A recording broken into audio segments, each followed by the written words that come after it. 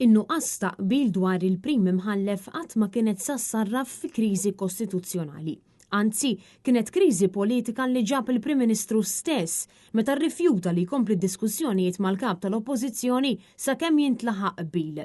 Kienet din il-konklużjoni ta' analiżi tal-Gazzetta Malta Today illi eżaminat il-liġi kostituzzjonali ta' pajjiżna wara li fl-aħħar jiem il-Prim Ministru ressa għal vot l-isem tal-imħallef Consuelo Xerri Herrera minkejja li ma kienx intlaħaq qbil mal-kap tal-Oppożizzjoni Alex Borch.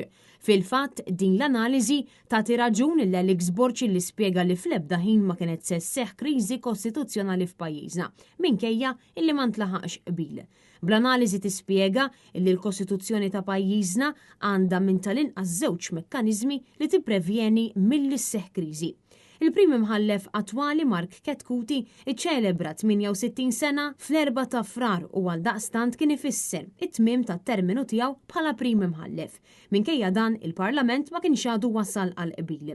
Il-Gvern Laburista insista li jekk ma ssirx diskussjoni u ma jittieħiġ vot dwar l-imħallef Consuelo Xerri Herrera, pajjiżna kien sa jidħol fi kriżi kostituzzjonali. Din ir-retorika waqgħet għal kollox hekk kif l-analiżi ddikjarat li l-unika kriżi kienet dik politika illi sforza l-Prim Ministru Robert Abela fuq pajjiżna meta webbes rasu u waqqaf id-diskussjonijiet mal-kap tal-Oppożizzjoni Alex Borch sabiex jintlaħaq qbil.